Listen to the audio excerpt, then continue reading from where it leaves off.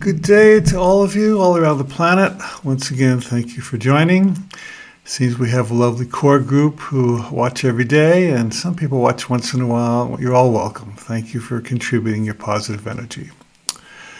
You know, prayer is probably the least used power that we have.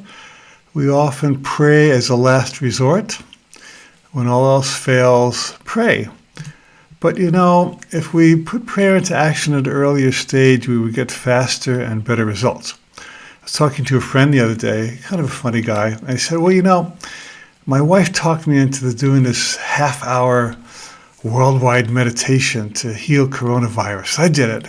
He says, then I started watching the news, and I watched for a whole hour, and the virus was still here. So did our prayers really do any good?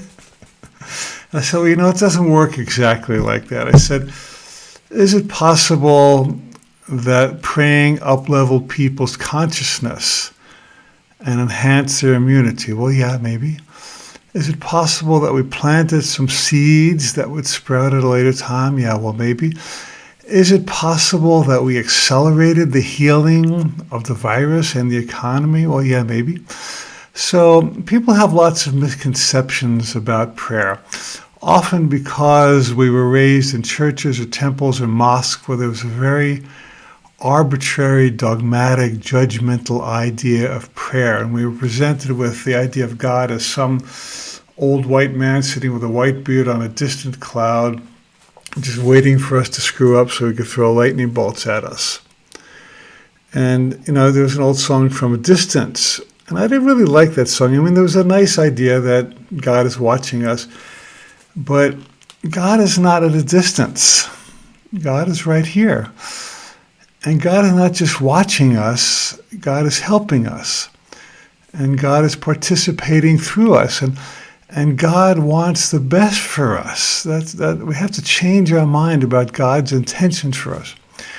And one of my favorite lines about prayer comes from a theologian named Philip Brooke, who said, prayer is not the overcoming of God's reluctance, but laying hold of God's willingness. This is huge because we have this idea that God is some kind of angry parent that we have to please and jump through hoops and prove ourselves and sacrifice and punish ourselves in order to get him, and it's not really him, but people think of him, as, you know, to do something nice for us. It's the exact opposite way. God is just sitting waiting for us to let God in. And it's like the purpose of prayer is not to change God's mind, because God's mind is already made up in our favor. The purpose of prayer is to change our mind so we're thinking with God, not against God. So in my book, I have a book called Handle with Prayer. That's one of my favorites. It says a lot in a small space. It's probably reversed on your screen. Handle with Prayer. I don't think it's on print in Amazon, but it's on ebook, and I think you can get print copies on eBay. But at the beginning of the book, I say there are 4 levels or 4 identities from which we approach God and prayer, which makes all the difference in the results we get. So the simplest and most common one is that we're a beggar, and beggars can't be choosers. We say, oh, please, God, help me with this. I'm a miserable sinner. Please, please, please help. I remember I was in a hotel in a hurricane in Miami years ago, and after the hurricane cleared, everybody's running down to the payphones to rearrange their flights. And I heard a guy at the payphone next to me saying to the airline agent, you know, I realize that beggars can't be choosers. And I thought that phrase, you know, beggars can't. Well, of course, if you think you're a beggar, then you won't make any choices because you don't believe you're worth what you're asking for. So asking God for help as a beggar does work. It is a valid form of prayer. I'm not saying not to do it. But it's really the weakest form of prayer because you're identifying yourself as lowly and distant and needy, and you're making a separation between yourself and God, which just doesn't exist. Now, the second level of identity with prayer is that of a servant. Many religions take this approach. I'm the Lord's servant. And if I work hard enough, and if I do all the right things, then God will reward me. So my job is to serve. And indeed, our job is to serve, because what else is there to do? I mean, someone said, what are we here for if not to make each other's lives easier? So serving is a huge component of life. However, there's still this distancing between us and God, and we make it a false separation, and there's this sense of earning. There's this sense of I'm not enough, and if I just work hard enough, I will become enough. But the truth is that you're already enough, and anything you do because you're not enough and you're going to become enough has to backfire because you're proceeding from a false premise. Got it? The next level is that of a child of God, in which you realize that you deserve all the good things that God has to offer because you are God's offspring. You're a child of God. And a child of God, let's say you're a prince or a princess in a castle in a kingdom, you wouldn't have to beg, you would just ask. You wouldn't have to earn, you would just have because you're the heir. And you would just say, hey, bring me my food, and bring me my health, and bring me my room, and bring me my playthings, and bring me my nature. And because everything that the father, mother has is yours, you have an absolute right to it, not because of what you do, but because of who you are. And it says in the New Testament, Jesus said, it is the Father's good pleasure to give you the kingdom. What a fabulous line. The Father doesn't sit there and wait till you earn the kingdom. Father's the mother. You can say mother if you like. Just say here, and a lot of you are parents. I'm parent of dogs. I have lots of children that I love and support as well in various ways. And it's my great delight to do things for them. My dogs don't have to earn anything. If you love your children, you want the best for them. You would mortgage your house to send them to college, or if they needed a surgery, you would do whatever you needed to do to keep your child healthy, only because you love them and they deserve everything that you want for them. There's no earning or no payoff involved. Now, the final level of prayer is really the most powerful one, and it's oneness with God. And this is a very deep level, because at this state, you don't define yourself as somehow separate from God, but you are God in expression. Everything God is, I am. And when Moses reached the top of Mount Sinai and had his conversation with God, and he said, who shall I tell them is your name? And he said, tell him I am. I am. I am. So when you say I am, and you know that the I am that you speak is the I am that God is, the separation between I am has dissolved, and there's one I am. And everything that is true about God is true about you, and everything is untrue about God is untrue about you. This is the highest form of prayer, because they say in India, the salt dal merges into the ocean. It's a metaphor that, that which is separate has now dissolved into the allness. The wave has become the ocean. Now, this is why meditation is really the deepest form of prayer. Because in meditation, you are quieting the mind that prays to God. That's ego, really. It's a separate mind praying to separate mind, which is not true.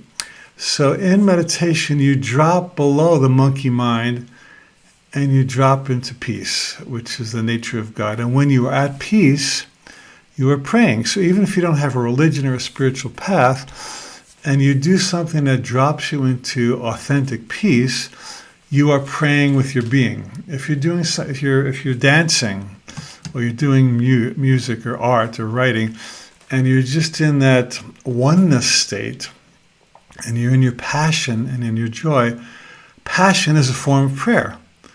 Because in joy, you become one with the joy that God is, and you're praying. You're praying with your being. So even if you never went to a church or temple or mosque, and you're a peaceful, happy, passionate person, you would be praying just through living your life. And some people do that. I have a dear friend who's just a beautiful, ethical, loving, good guy.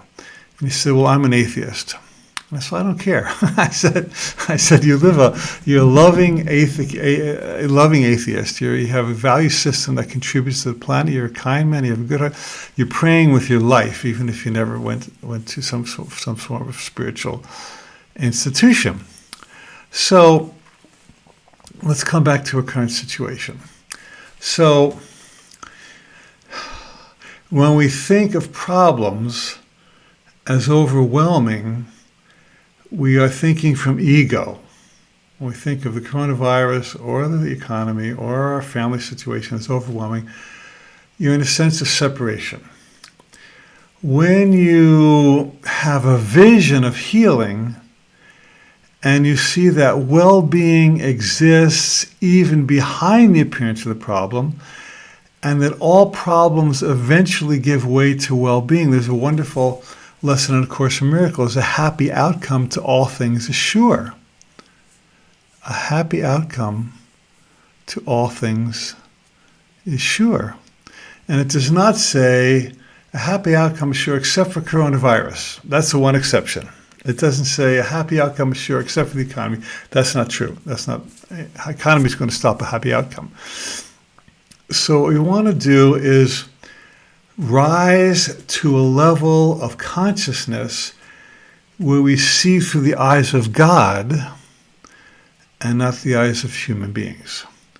We want to see, as we said before, through the vision of love and trust and security rather than the eyes of fear and insecurity. Spiritual teacher Bashar said, you have to decide either you're secure or you're not.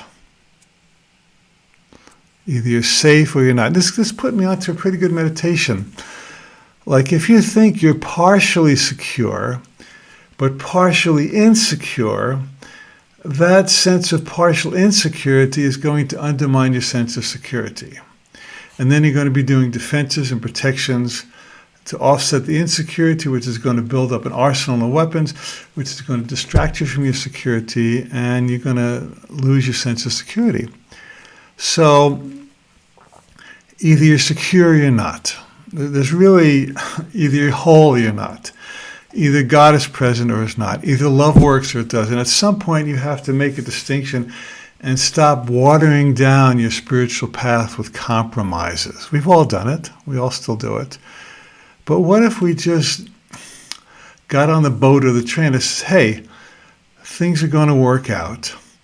And I will now pray by knowing not that I need to beg or not that I need to serve or not that I deserve it just because I am, all of which could work. But what if I dropped into the state of being of wholeness right now, and I was not waiting for the virus to go away? I was not waiting for the economy to come around. What if I claimed full health right now?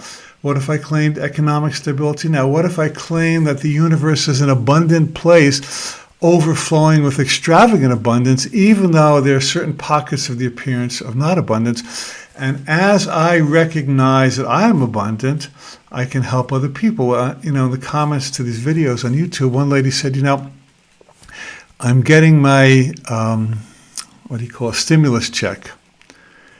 And I am going to donate my stimulus check to help people who are needy. Well, I thought, what a fabulous use of a stimulus check. If she was in fear, she would go out and buy more protection for herself somehow. But she realizes she's an abundant being, and because she's coming from abundance instead of seeking it, she is now in the perfect position to support other people to claim their abundance. You see how it works? Claiming wholeness is not selfish or naive. It's actually the platform from which you give healing. And knowing wholeness, knowing abundance, is a form of prayer. The deepest prayer is knowing. It's not asking. The deepest prayer is deep knowing. In fact, there's a wonderful lesson from Course in Miracles. I think it's 189 where it says, today, forget everything you've been taught. Go beyond everything. It says, forget this course. How cool is that? It says, just drop in to a deep, deep sense of quietude, wholeness, and knowingness of the presence of God. Whew, we've covered a lot of territory today. Time's up, huh?